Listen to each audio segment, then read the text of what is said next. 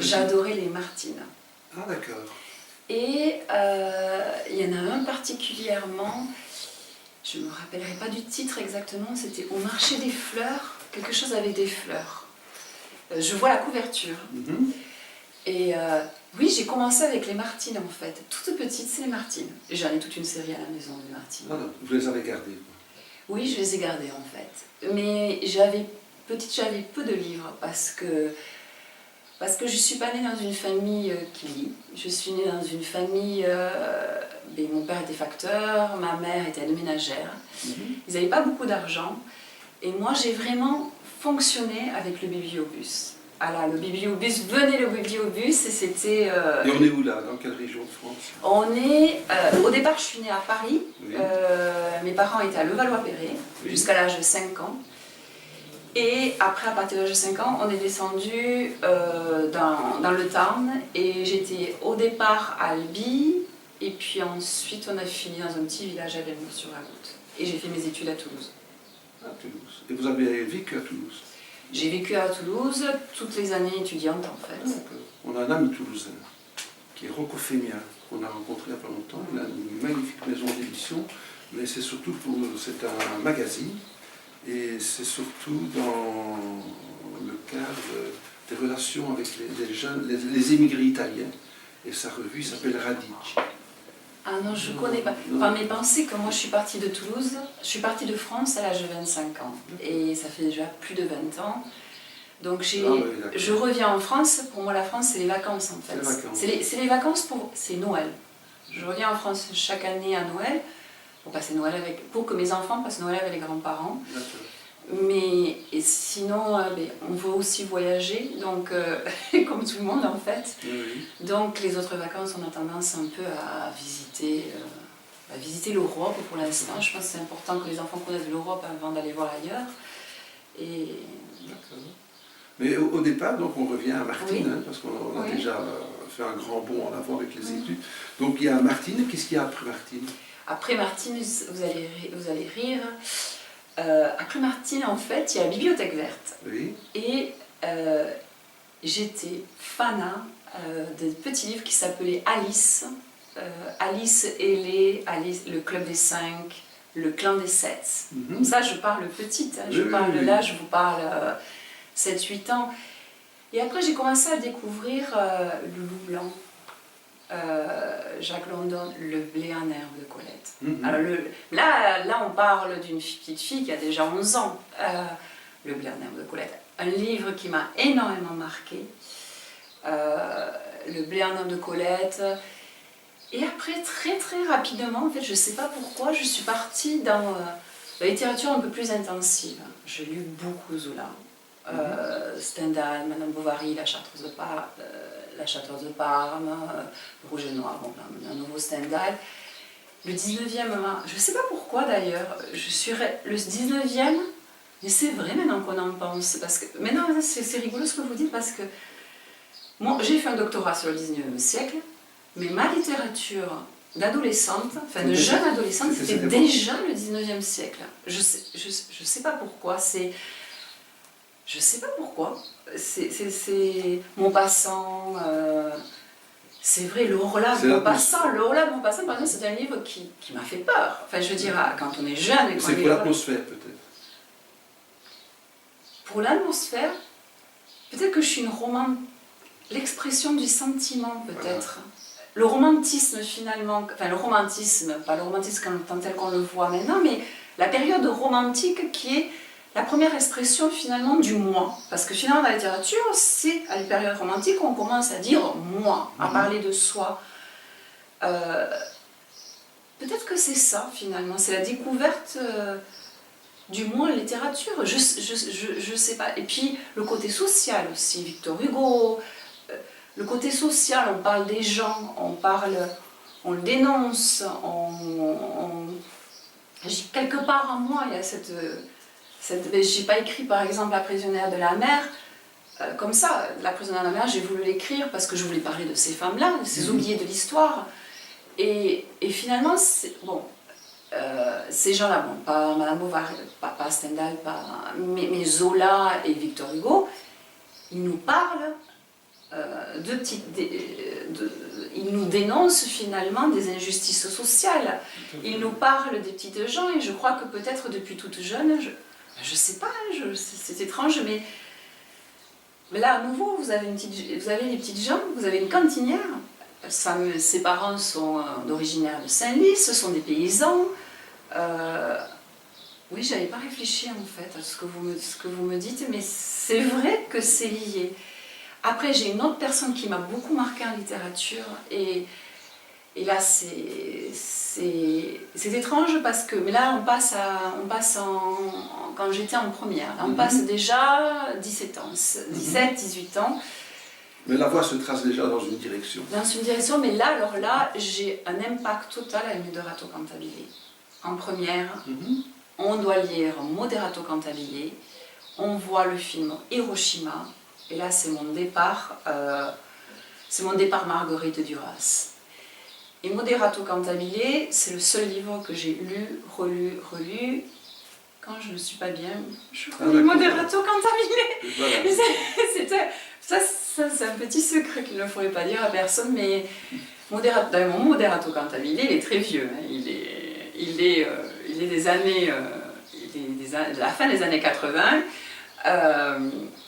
Et je l'ai encore à la maison, mais en fait, ce que j'aime chez Marguerite Duras, c'est l'écriture. La possibilité, en quelques mots, de faire naître, de mettre vos sens en émoi. Ce que j'aime, c'est ce manuel-là qu'on sent en quelques mots et qui n'est pas là et qui représente toute une sensualité. Je dirais, l'écriture de Marguerite Duras, c'est pour moi, hein, je vous parle de moi, je ne vous parle pas de quelqu'un d'autre, c'est une écriture des sens. Une écriture qui met les sens en éveil. Une écriture... mais ça se trouve, personne d'autre ne le voit comme ça, mais c'est comme moi je le ressens. Vos maîtres le remarquent, ça. Vos maîtres. Mes maîtres. Les professeurs, les enseignants que vous avez eus, ils sentent déjà ça en vous. Qu'il y a cet attrait pour l'écriture, pour cette lecture où vous êtes... bon, j'étais bonne, vous parlez à l'école. Oui, oui. J'étais... qui vont vous forger aussi. En fait, j'ai eu... bon voilà, j'ai eu deux profs, j'ai eu Mademoiselle Larocque en 5e, qui, vous imaginez, je me rappelle encore de son nom. Mademoiselle Larocque en 5e qui m'a ouvert en fait à la littérature, j'ai un marque-page signé d'elle que j'ai encore à la maison. J'aimerais bien la revoir, mademoiselle. Bon, elle était âgée, donc j'imagine qu'elle n'est plus de ce monde. Elle est peut-être plus de ce monde, mais j'ai encore un marque-page. Et c'est vrai que j'étais bonne en français et que les professeurs m'aimaient bien. On m'aimait bien en histoire et on m'aimait bien en français. Et je ne sais pas si j'écrivais bien ou pas, mais en tout cas j'aimais lire. Et bon, alors là vous allez voir mon côté académique, j'aimais bien faire des dissertations. Je ne sais pas si je dois dire ça, mais j'aimais bien faire des dissertations. Bon allez, j'avoue, je vous le dis, j'aimais bien la dissertation, voilà. Je suis désolée de le dire, je vais passer pour... non, mais ça veut dire ma fille me dit, oui, t'étais la petite bêcheuse de l'école. Mais oui, peut-être que j'étais la petite bêcheuse à l'école. En fait, c'est ce que les enseignants, c'est ce que les maîtres cherchent à ouvrir, à faire éclore, justement, c'est ce côté-là. J'aimais bien... Vous aimez bien, ben pour eux, c'était bingo. Mais c'était pas... Pour moi, c'était pas... pour moi, le cours de français et le cours d'histoire, c'était pas l'école. Je sais pas comment vous l'expliquer. C'était... mais si ma fille m'entend, elle va dire qu'est-ce qu'elle raconte maman, mais c'était une jouissance les cours. Voilà, c'était une jouissance, c'était du plaisir. Voilà. Donc vous auriez pu faire de l'histoire aussi. J'aurais pu faire de l'histoire aussi, oui. J'adorais l'histoire aussi. Il a fallu faire un choix. Il a fallu faire un choix et puis... voilà, bon... Tout en retombant dans l'histoire, maintenant dans l'écriture. Oui, ça, c'est amusant. C'est amusant. L'histoire, ça a toujours été quelque chose qui était... Bon, voilà, allez, je vous dis tout. Moi, dans ma famille, c'était hors de question. d'être écrivain. C'est-à-dire que on était sur des choses, je dirais écrivain, c'était pas pour notre rang social. Voilà. C'est des choses étaient simples, l'écrivain. Il faut une chose à côté, quoi. Écrivain, c'était, mais même pas concevable que je sois écrivain. Même pas concevable. C'est d'ailleurs même pas concevable que j'ai eu un doctorat. Moi, c'était simple. Mes parents avaient de l'argent pour payer un BTS. Un BTS, pour nos amis belges, c'était quoi? BTS, c'est 2 ans d'études. D'accord. Un brevet de technicien supérieur. Donc, on a dit à ma soeur qui voulait faire médecin qu'il faudrait qu'elle fasse un IUT. Et on avait dit à moi, ben, tu feras un BTS, tu aimes bien écrire, ben, tu feras un BTS de secrétariat. Voilà. Donc au départ, j'ai fait un BTS de secrétariat, j'ai été secrétaire pendant 1 an, puis j'ai travaillé. Et quand j'ai travaillé, j'ai mis de l'argent de côté, puis j'ai dit non, moi je ne veux pas être secrétaire toute ma vie, donc je repars à la fac. Mais je suis repartie à la fac en me payant mes études. Avec mon argent à moi que j'avais gagné, j'ai continué à travailler. Et là en fait, pourquoi je ne suis pas allée en lettres et pourquoi je suis en espagnol? Parce que moi je suis allée en espagnol. Parce que j'avais cette attirance pour l'Espagne et cette attirance pour le réalisme magique et cette attirance pour cette littérature sud-américaine plus qu'espagnole en fait.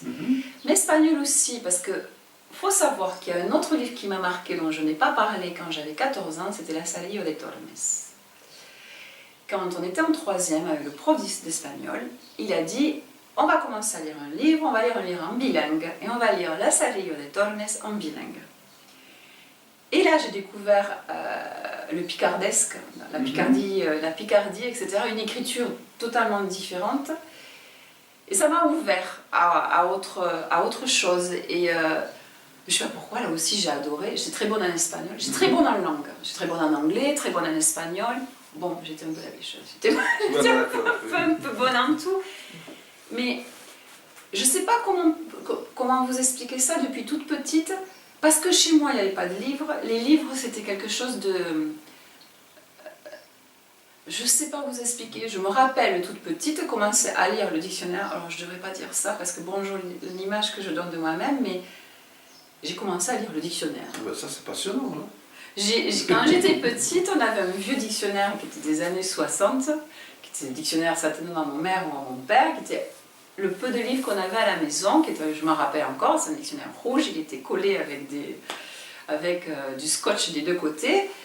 Et bien je feuilletais le dictionnaire, de temps en temps, il y a plus de dictionnaires, c'est des dictionnaires de l'époque, il y avait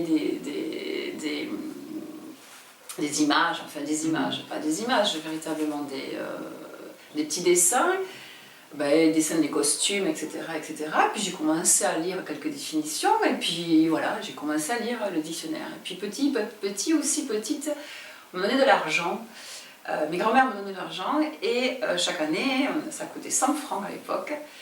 Puis à petit, je me suis acheté une encyclopédie.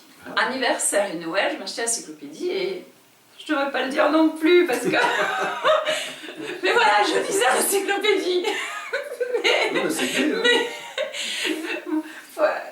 Voilà l'image de la petite fille que vous allez avoir, mais vous l'avez déjà. J'étais une petite fille qui restait. Ma mère elle disait toujours tu lisais tout le temps, tu étais dans ta chambre et tu lisais. Voilà.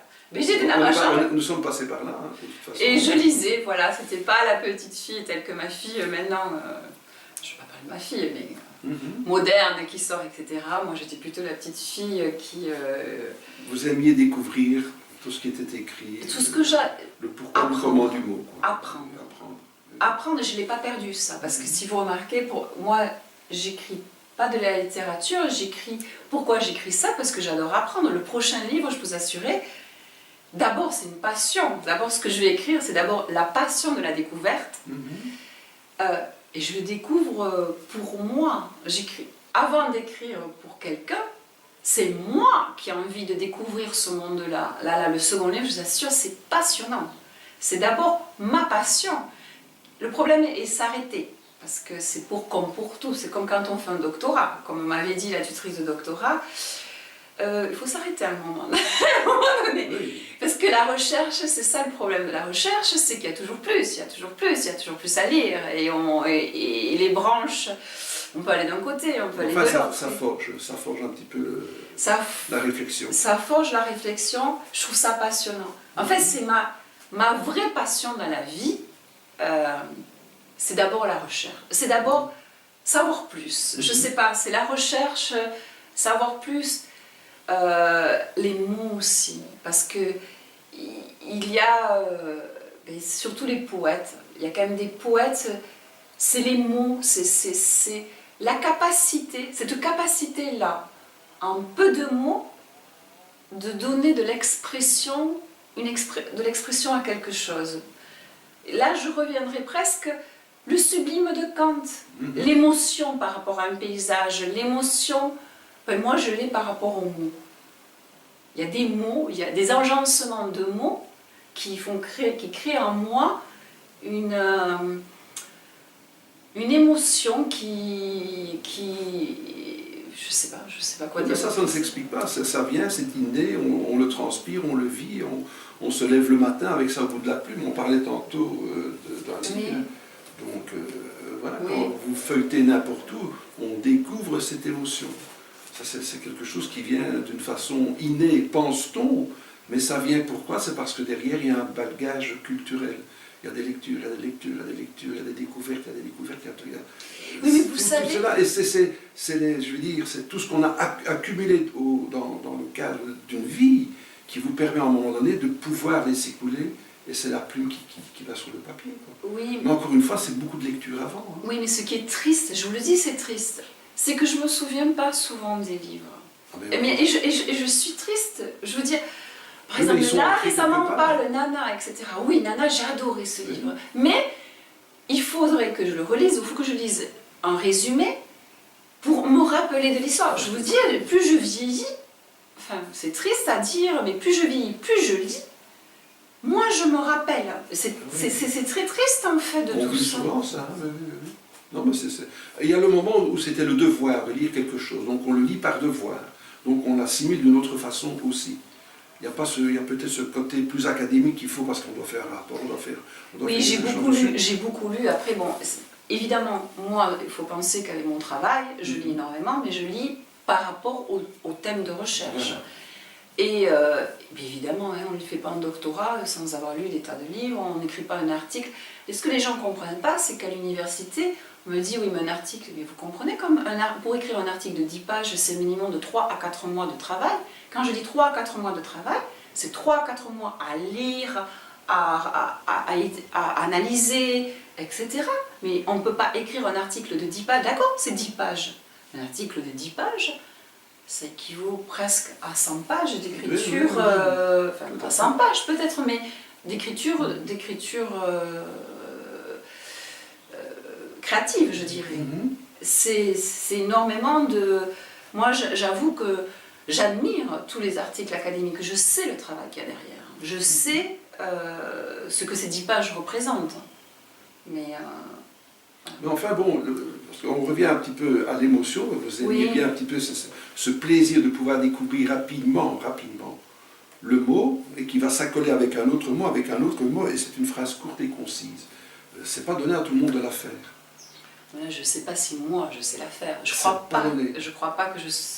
C'est mon premier roman, attention, c'est un premier roman. Un premier roman, comme dans tout dans la vie, on débute. Donc on commence à apprendre. Là, je commence à apprendre. Ce ne sera pas la même chose. Hein, quand je relis le premier article que j'ai fait au niveau académique, je vois qu'il y a eu quand même du chemin jusque-là. Moi, je peux pas donner d'opinion sur mon écriture, c'est impossible. On peut pas donner une opinion. Bon, on va parler un petit peu de cet ouvrage-là. Disons, c'est le fruit d'un travail académique. Au départ, c'est le fruit d'un travail académique. Donc là, malgré tout, vous avez donc fait un travail académique où vous avez tout dépioté, tout décortiqué, et vous avez été sur le terrain dans le cadre d'une mission bien précise. Et là, je vais dire, c'est la personnalité qui sommeille en vous qui, à un moment donné, s'est dit, mais tout compte fait, là, je tiens le fil conducteur pour quelque chose. Oui, et ce qui est étrange, c'est que depuis 2008, donc en 2008, on décide, en 2008, je suis dans ce projet de recherche, on fait la recherche de 2008 à 2009, 2009 sort, d'abord au départ ça a été une grande exposition, de la grande exposition... Qui se passe où? Qui se passe à la Fondation La Caixa, à Palma. Oui. organisé évidemment avec le Parc national de Cabrera, avec tous les chercheurs où on était. Alors là, on a trouvé, on a réuni, on a réussi, parce qu'il y avait beaucoup d'argent, on a réussi à trouver, c'est quand même une grande recherche, on a retrouvé énormément de mémoires, que certains, dont d'autres historiens auparavant ne savaient pas qu'elles existaient, donc on a trouvé de nouvelles mémoires. Il y a eu au niveau archéologique, on a retrouvé évidemment, ils ont retrouvé des choses qu'ils ont fabriquées eux-mêmes avec des os, ils ont retrouvé des instruments, des assiettes par exemple, il y a des mots, des fois quand je pense en espagnol, les mots viennent en espagnol, des assiettes qu'ils utilisaient avec des noms. Ils ont enlevé, on a vu par exemple dans les baraques qu'ils avaient fabriquées, ils ont retrouvé tout ce qu'on peut trouver, tous les vestiges archéologiques qu'on a pu retrouver. De ça, ils en ont fait un musée que vous avez maintenant à Cabrera. Ils ont recréé chaque régiment, les campements de chaque régiment. Si vous allez au musée de Cabrera, vous l'aurez. Ils ont fait une maquette de l'île avec où était le campement de chaque régiment, par exemple. Tout ça, ça s'est fait grâce à la lecture à plusieurs niveaux. Il y a eu le niveau, premièrement, recherche sur l'île des documents politiques, des documents qui existent. Parce que il y a eu de la correspondance entre la Junta de Mallorca et par exemple le prêtre qu'on avait envoyé, qui dans mon livre c'est le vrai nom que j'ai gardé, qui s'appelle Damian Estelric, qui échangeait avec la Junta de Mallorca. Et donc ces lettres, ils sont. Ensuite, évidemment, il y avait on n'a pas tout, on a peu de choses, mais il reste quelques enregistrements du nombre de soldats qu'il y avait, du nombre de morts. Tout ça, ce sont des papiers qui existent et qui sont à l'Archivo Municipal de Palma et qui existent. Donc là, il y a quelqu'un qui est un professeur d'histoire d'ici, qui a fait toute cette recherche, je dirais, au niveau Junta de Mallorca. Tous les papiers, tous les documents qui existent. Moi, on m'avait au départ mise, parce qu'on m'a dit il faut quelqu'un de français, c'était un prof d'histoire de la fac qui m'avait mis en relation, qui m'avait dit cette femme pourrait peut-être vous aider au niveau des... Parce que moi je ne suis pas prof d'histoire, donc on s'était mis en contact pour faire la recherche des manuscrits. Enfin des manuscrits, des livres qui ont été publiés évidemment, c'est plus des manuscrits, c'est des souvenirs de guerre. On en a trouvé partout, on a même trouvé sur eBay aux États-Unis, etc. On a essayé de retrouver le maximum. Voilà. Et puis ensuite, elles ont dit c'est dommage tout ce qu'on a, puisqu'il y avait des gens, une spécialiste des Polonais qui a cherché en Pologne ce qu'il y avait, en Allemagne, parce qu'il faut penser que vous aviez le bataillon Anhalt, qui était le bataillon allemand, des bataillons polonais. Ensuite, il y avait du théâtre, ils avaient fait du théâtre, il y a quelqu'un spécialiste du théâtre qui est venu, parce que j'en parle dans le livre, il y a une pièce de théâtre. Bon, il y a eu des professeurs, un professeur, je ne me rappelle plus qui, spécialiste de Napoléon, Denis Smith, qui est le grand professeur qui s'est spécialisé, qui a écrit Les soldats oubliés de Napoléon, de Denis Smith.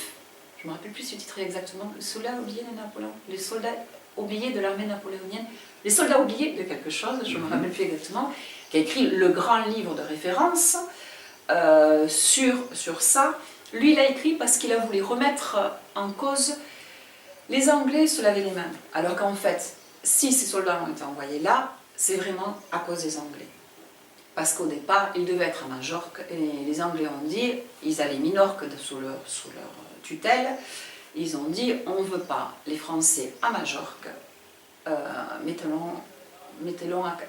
les met à Cabrera. Et au tout départ, après la bataille de Beylen, il avait été signé un traité de paix. Dans le traité de paix, le traité de capitulation, qu'est-ce que je raconte? Le traité de paix, c'est de la guerre. Excusez-moi. Il avait été signé une capitulation, et dans les termes de la capitulation, et avait été dit que il devait être rapatrié en France. Et surtout, le plus important, c'est pour ça que moi j'ai voulu parler des femmes. Les femmes, c'est du personnel civil. D'accord, les vivandières avaient une licence de vivandière. On n'était pas vivandière n'importe qui. Il fallait obtenir une licence, il fallait être marié à un soldat, il fallait montrer de bonnes mœurs. Mais elle faisait partie du personnel civil. Pendant une guerre, on n'emprisonne pas du personnel civil. On a emprisonné du personnel civil. Il était écrit dans certains articles de la capitulation que le personnel civil était rapatrié immédiatement en France. Elles ont fini emprisonnées, premièrement sur les pontons et ensuite à Cadix, et ensuite à Cabrera. Sur les pontons au large de Cadix et ensuite à Cabrera. Et ce qui s'est passé aussi, c'est que quand ils sont arrivés ici, certains officiers devaient être échangés avec les troupes de Tarragone. Et les Anglais ont dit à nouveau, on n'échange pas. Mais on va connaître la suite en lisant l'ouvrage. Voilà, on va connaître la suite en lisant. Mais alors, vous êtes là Donc, en plein travail académique, et quand est-ce que le frisson vient en vous, en vous disant, mais je pourrais en faire un roman? Alors, depuis le départ, je me suis dit, tout le monde disait, il faudra en faire un roman. Et ces femmes, donc, moi en fait, quand j'étais dans le projet, au bout d'un moment, on a découvert, c'est un peu moi qui ai découvert les femmes, qui parlaient des femmes, etc. D'ailleurs, à l'époque, j'ai eu des articles dans la presse, etc. Parce que sur cette île, on ne savait pas, à Majorque, on ne savait pas. T'as pas Il y de avait... réserve naturelle? Non, mais on ne savait pas qu'il y avait des femmes. On savait l'histoire des prisonniers, mais personne ne savait qu'il y avait des femmes, et des enfants, dont je ne parle pas trop dans le livre, parce qu'il y a des... C'est un autre... C'est un autre sujet, puis il y a eu des choses assez horribles, donc je ne voulais pas non plus faire un thriller, donc on en parle un peu, elle a des jumeaux, etc., mais j'en parle peu. Et donc, quand on m'a dit, j'ai commencé à parler de diétage, je vais peut-être moi chercher sur les femmes. Voilà ce que j'avais dit un jour à une réunion. Et alors après on a dit non, toi tu écris sur les femmes. Chaque fois que je dis, il y a peu de choses, parce que moi je m'affolais, parce que je me suis dit, il y a peu de choses, comment je vais faire un article s'il y a si peu de choses, si je trouvais peu de choses, comment faire un article de 10 pages avec si peu de choses, etc. Et puis tout le monde m'a aidé. Quand quelqu'un trouvait, par exemple, celle des Polonais, enfin, il faisait des recherches polonaises, qu'elle trouvait une citation sur les femmes en polonais, bon, ben, on m'aidait, voilà. C'était génial, travailler avec un groupe de recherche, c'est ça. C'est extraordinaire. L'aide, on sait de tous. C'est une documentation extraordinaire. On sait de tous, quel que soit le sujet, on trouve, on aide l'autre. Et donc, ce thème-là, au départ, en rigolant, j'avais dit, là, j'écrirai un livre sur une des cantinières à Cabrera. On avait dit ça en rigolant. Puis j'avais toujours voulu écrire, puis la vie fait qu'on n'a pas le temps d'écrire, et puis j'avais dit, bon, ben, à la retraite, j'écrirai. À la retraite. À la retraite, quand j'aurai le temps, j'écrirai, à la retraite, j'écrirai. Mais malgré tout, la plume a commencé. Mais la plume a commencé, mais c'est un événement qui a fait que la plume a commencé. C'est un événement personnel, où je me suis retrouvée face à la possibilité de la mort d'un être proche. Et je me suis dit, mais la retraite, mais peut-être que j'y arriverai pas à la retraite. Voilà. Et donc, je me suis posé une question, qui c'est une question que mon mari m'a toujours posée. Mon mari m'a dit, mais pourquoi tu... Mon mari, depuis qu'on s'est rencontrés, et j'avais 25 ans quand on s'est rencontrés, m'a dit, mais il faut écrire, Isabelle, il faut que tu écrives, il faut que tu écrives. Il avait vu, on avait fait un petit, mon club de lecture un jour, pour aider une association caritative. On avait écrit tous ensemble un petit livre pour enfants. D'accord. Et en fait, j'avais écrit en espagnol à l'époque, c'était un tout petit livre pour enfants, on avait fait des illustrations, des amis avaient fait des illustrations. Quelque chose de vraiment pas professionnel, mais c'était pour une association caritative d'aide... Bon, bref. Et mon mari avait lu quelque chose que j'avais écrit, puisqu'on disait, chacun écrivait quelque chose, une partie, on devait le donner. Il avait accroché. Et il m'avait dit, mais on sent ce que tu écris, on sent, il y a même les senteurs. Il m'avait dit, il y a même les senteurs. Il me dit, mais t'as un don, il faut que tu écrives, il faut que tu écrives, il faut que tu écrives. Et puis il y a eu le déclic, ça a été ça. Le déclic, j'ai toujours écrit. Quand on est mal, on écrit. La poésie, j'ai toujours écrit des poèmes. Je veux dire, c'est pas que j'ai pas écrit. J'ai écrit des poésies à 20 ans. Après, j'ai un peu arrêté. Puis, quand j'étais mal, comme quand on pleure, voilà. Quand on pleure, on écrit, voilà. Donc, dans toute ma vie, quand je pleurais, j'écrivais. Des choses que je ne montrerai à personne, mais qui sont que pour moi. Et donc, vous prenez le papier, vous commencez à ce moment-là. Et là, en fait, c'est très étrange. Je me dis... je me sentais pas autorisée à écrire. Ah, d'accord. Là, je me disais, je suis pas capable d'écrire. Mhm. Parce que moi, moi, les écrivains, c'était les écrivains, je sais pas comment l'expliquer, c'était les écrivains. C'était... et moi, je me sentais pas écrivain. Voilà. Toutes ces années-là, je me sentais pas capable d'écrire. Ou capable d'écrire au niveau que j'attends d'un écrivain. D'accord. Vraiment, parce qu'à d'écrire, on prend un papier, on écrit. Et au départ, ce que j'ai fait, c'est j'ai fait un cadre historique. Donc j'ai repris ma recherche et j'ai créé tel mois il se passe telle chose, tel mois il se passe telle chose. J'ai créé un cadre historique. Et dans ce cadre historique, j'ai commencé à dire, bon, bah, allez, tel mois, comment tu fais? Tel mois, tel mois, tel mois, tel mois. Puis quand j'ai vu ça au départ, 5 ans, ouf. Parce qu'au départ, j'ai fait sur 5 ans, évidemment, je n'ai pas fait sur un an. Et je me suis dit, oula, si tu commences à écrire 500 pages le premier roman, tu n'arriveras pas au bout. C'est difficile d'écrire, hein, ne croyez pas. C'est difficile d'écrire. Écrire un chapitre, ça va. 2 chapitres, ça va. 3 chapitres, c'est de la longue haleine. Et puis quand on travaille à côté, il faut reprendre. Faut reprendre. Écrire un article de 10 pages, c'est 10 pages. Écrire un chapitre de 10 pages, c'est un chapitre. Mais écrire. Et donc la chose s'est affinée un peu. Et puis j'ai commencé à écrire une histoire. Et puis ce qui s'est passé, c'est que le jour où j'ai pris la plume, ben, rien n'a été ce que je croyais écrire. En fait, j'ai gardé le cadre historique parce que je voulais faire du roman historique. Il y a une histoire qui est apparue, c'est cette histoire. Mais les personnages, je ne peux pas vous l'expliquer. C'est pas moi qui écris, c'est Lisa Sebel. Moi je dis toujours, il y a quelqu'un derrière là, il y a Lisa Sebel. Vous avez vu Harry Potter avec ce personnage qui a une figure devant et une figure derrière. Ben, il y a une Lisa Sebel derrière, qui, je ne sais pas qui elle est, qui... et en fait, après, on ne peut plus. C'est les personnages... Je ne peux pas vous l'expliquer. C'est inexplicable. Donc c'est des personnages découverts dans le cadre d'un travail historique qui font qu'ils vont commencer à s'animer. Mais même pas, parce qu'au Ouais. départ, j'avais une femme. Le point de départ était une femme et 2 hommes. D'accord. Et les hommes vendaient la femme. Parce que je voulais ça, je voulais montrer qu'on les vendait. J'avais que ça. Le personnage de Marie a existé, donc j'avais une femme qui venait d'accoucher. La seule chose que je savais, il y avait une femme qui était cantinière, qui venait d'accoucher sur le bateau qu'on venait d'arriver. Et puis il y avait Damien Elstéric qui existait. Il y avait Gilles. Alors Gilles, je vous explique. Gilles, c'est un jeune étudiant. Gilles se base sur la vie de Louis Gilles. Louis Gilles est un jeune étudiant, le pauvre, qui s'est fait enrôler, non, le pauvre, il a été obligé à partir, comme toute cette génération, vous tirez au sort à la mairie, quand votre nom sortait, il fallait y aller. Et c'est un jeune étudiant tout frêle, mais j'ai lu ses mémoires, et c'est un jeune étudiant tout frêle, un intellectuel, qu'on oblige à partir à la guerre, qui se retrouve à faire tout ce qu'il a fait de Paris à Bayonne, de Bayonne, etc. Il m'a marqué.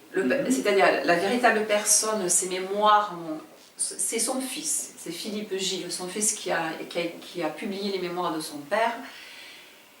Et c'est une personne qui m'a marqué. Donc Gilles, il devait apparaître tel qu'il est, et il est tel qu'il est. C'est lui qui a créé la carte de Major. C'est cette fragilité, ce petit étudiant tout frêle. Il a vraiment existé parce que c'est une personne qui a véritablement existé, dont j'ai lu les mémoires et qui m'a marqué. Donc lui, il fallait qu'il y soit quelque part, mais aucune idée de qui il allait.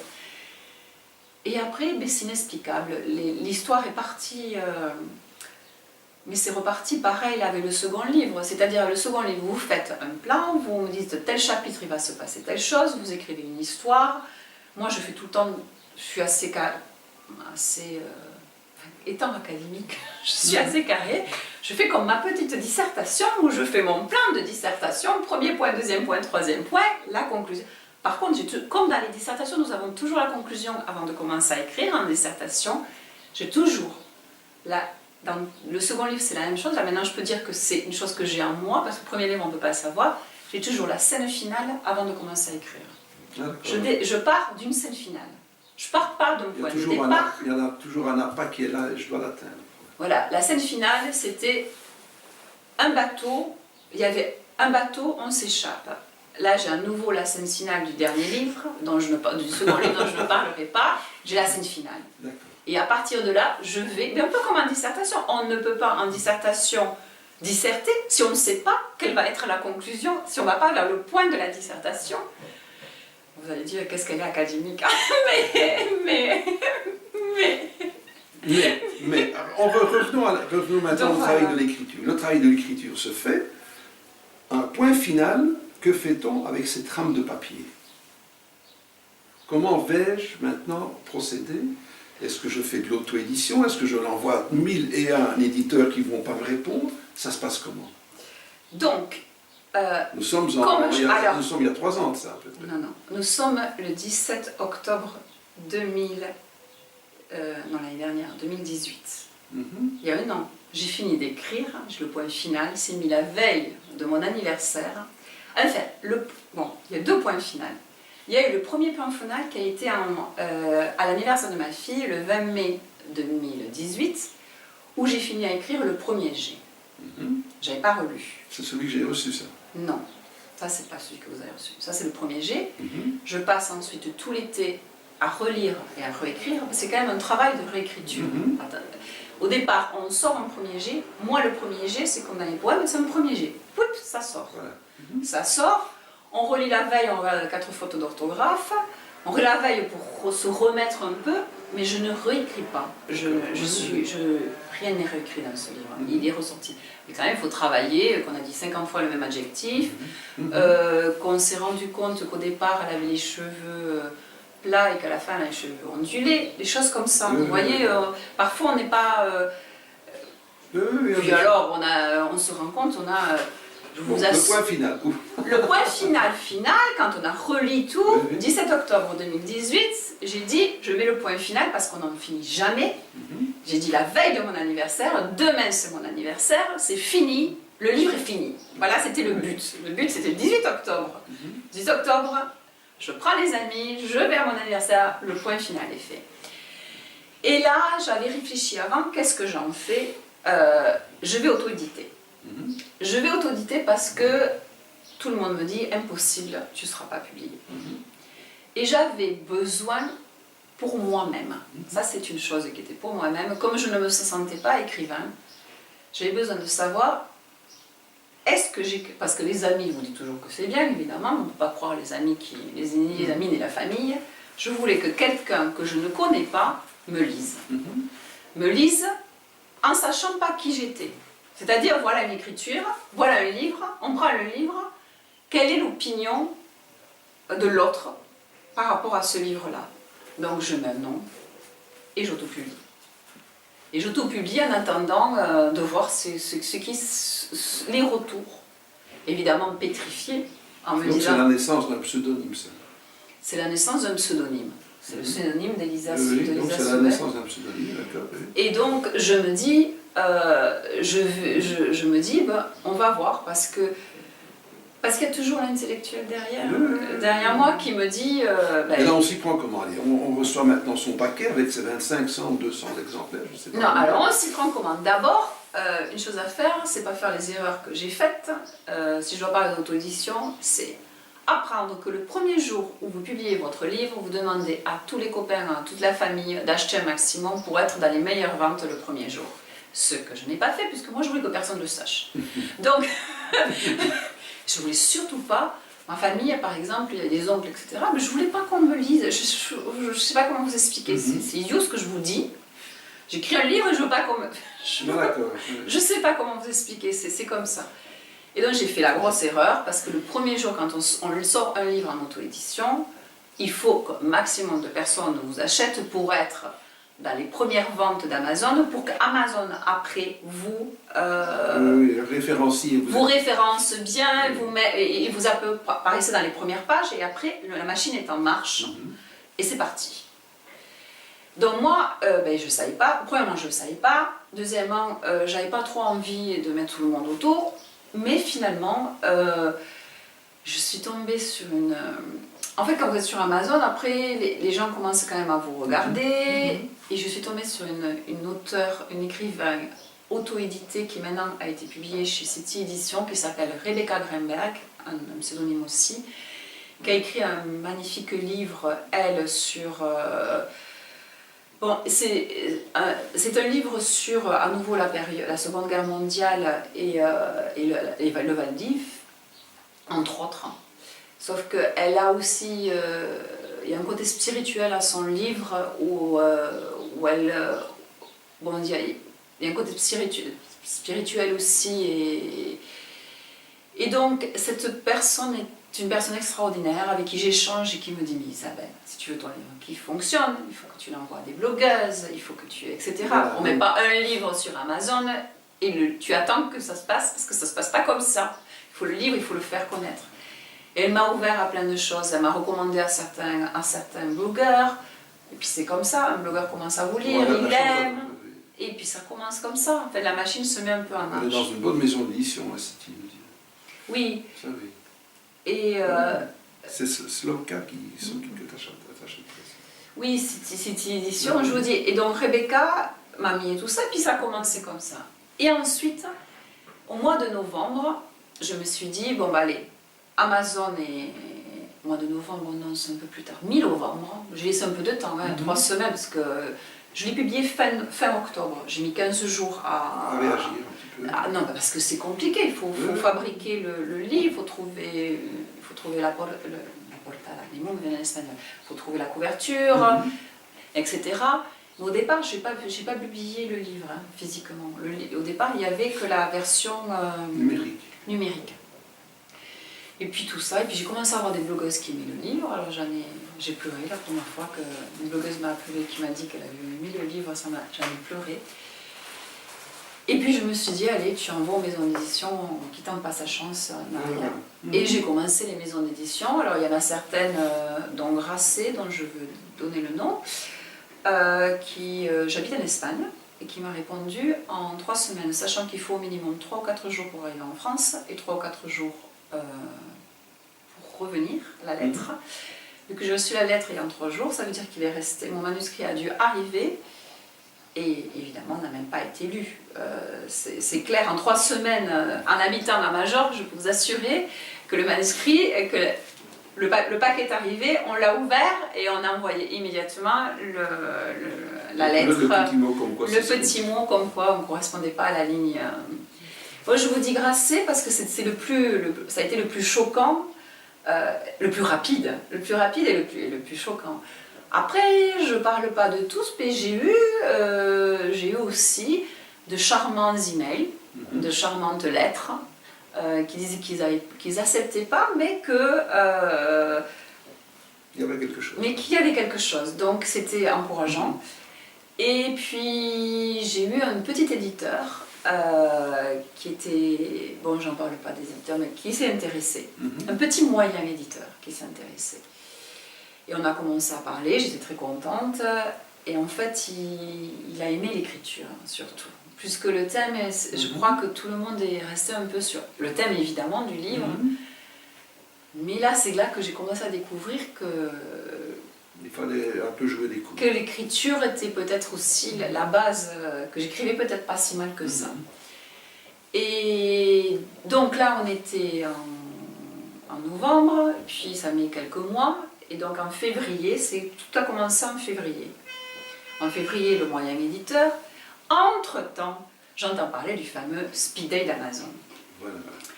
Alors là, à tout prix, il faut que j'aille au Speed Day d'Amazon, il faut à tout prix que j'y aille. Donc j'ai dit, mais je vais à Paris, je me décide, je prends un billet d'avion, je me dis, je vais au Speed Day d'Amazon. Et un autre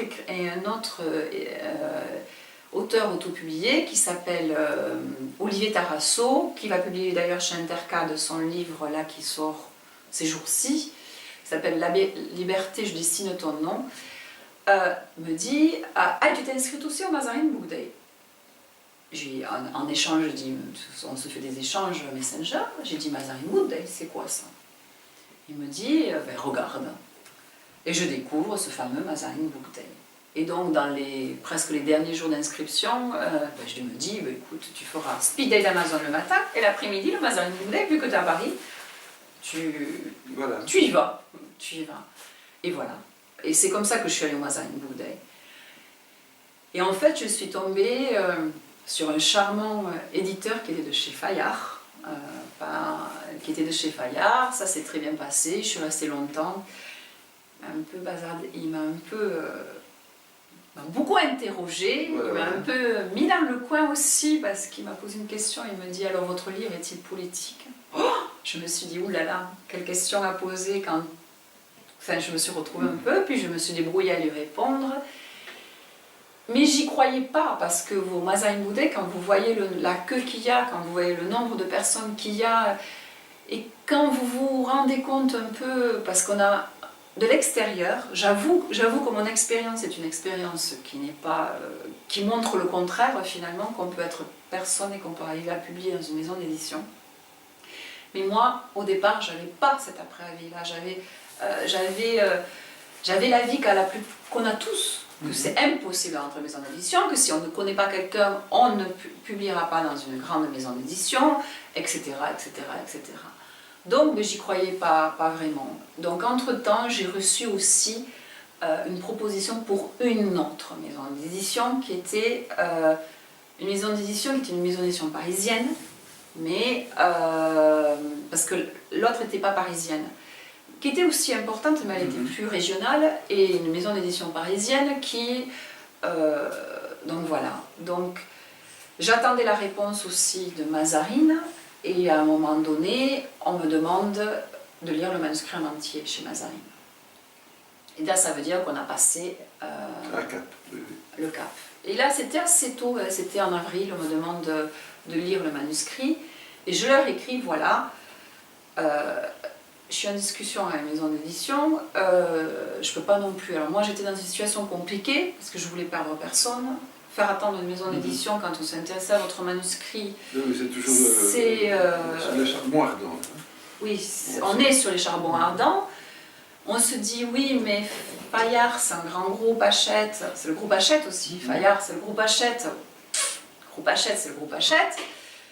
Perdre, donc voilà, donc un jour je prends mon courage à deux mains et j'appelle l'assistante d'édition de mon éditrice, parce qu'on ne parle pas aux éditrices comme ça évidemment, et je lui dis voilà, elle me dit oui mais elle est en train de te lire, mais faut attendre, je veux dire j'étais une candidate comme les autres, hein, j'étais rien de spécial, il fallait que mon tour arrive. Et puis un jour, je reçois un soir, je rappelle à nouveau parce que là, j'avais peur de perdre l'autre éditeur automatiquement. Il fallait quand même deux récits. Et là, il fallait un peu se décider. Et puis, le jour même, j'appelle ou j'envoie un email. Non, je l'appelle. Et c'est là qu'elle me dit « Ah, Elisa Sebel ». Bon, je me dis « Oh, l'assistante dit « Ah, Elisa Sebel ». Et elle me dit « Oui, Alexandrine est en train de te lire, elle t'enverra, je lui en parle, elle t'envoie un email ce soir. » Et en fait, le soir même, l'éditrice m'envoie un email en me disant « Je suis en train de vous lire, s'il vous plaît, attendez. Si vous pouvez, s'il vous plaît, me laisser quelques jours encore. » Et puis ensuite, le problème qu'il y a, c'est que quand on est aimé par une maison d'édition et que votre éditrice vous aime, ça ne veut pas dire que le groupe va suivre. Donc ensuite, elle me dit, bon ben voilà, j'ai aimé ton livre, mais j'ai besoin, ce qui est logique, je dois le défendre maintenant. Maintenant, il faut voir si le groupe va décider de le publier. Parce que c'était pas dit dans ces mots-là, c'est ce que moi j'ai deviné derrière. Et donc là, voilà, parce que rien n'est joué, hein, toute chose a ses étapes, avant d'arriver au contrat d'édition, c'est pas non plus, et voilà, et puis un jour je reçois, je suis à la fac, je donne un cours, je reconnais le numéro de téléphone, qui est le numéro de téléphone que j'ai déjà appelé, et je reçois un appel. Je dis aux élèves, je peux sortir 5 secondes. J'ai un appel important, je peux sortir 5 secondes, je pense sincèrement. Je dis, je ne peux pas parler maintenant parce que je suis en cours, est-ce que je peux vous rappeler plus tard? Et voilà, et c'était simplement qu'on me proposait un contrat d'édition et qu'on me disait que j'avais le prix du jury du Mazarin Book Day. C'était le fameux appel dont on tremble tous, qu'on attend tous énormément. Et voilà, et après ça a été une magnifique aventure. Alors là, ce qu'on ne sait pas, c'est que on croit tous quand on n'a pas été publié que c'est la fin, et c'est pas la fin, c'est le début d'une histoire. C'est pas la fin, c'est-à-dire c'est pas la conclusion, mais c'est l'introduction. Et c'est vrai que c'est le début d'une histoire qui, j'avoue que jusqu'à maintenant a été une merveilleuse histoire. C'est vrai, c'est un peu un conte de fées, parce que quand on réfléchit, j'ai fini d'écrire le 17 octobre 2018, et le livre est sorti en janvier 2019, et j'ai eu l'appel téléphonique pour me dire que j'étais publiée, c'est-à-dire le contrat s'est signé en juin 2019, c'est-à-dire 6 mois. Oui, 6 mois, pratiquement, un peu plus, non, 8 mois, 8-9 mois, après avoir fini d'écrire. Donc j'avoue que, ben voilà, toutes mes appréhensions et tous les préjugés que j'avais finalement sur les grandes maisons d'édition, enfin qu'on a tous finalement, qu'on se dit, ben voilà, le conte de fées, il est là. Voilà. Donc, Il est là. les lecteurs doivent se précipiter chez les libraires maintenant pour le commander. Sur cette bonne parole, on va terminer. Oui, je parle beaucoup. Hein. Mais non, on était là pour là, on a causé. Je ne vous ai pas laissé causer. Non. Merci beaucoup d'être venu nous voir dans le cadre magnifique de ce village. Ah oui, je suis très contente que vous soyez venu à Majorque, découvrir ce que je considère véritablement mon île. Majorque, ça fait 22 ans que j'habite. Je suis arrivée en 97, oui. Ça va faire 22 ans que je suis ici. Et maintenant, c'est véritablement Un berceau. Un berceau.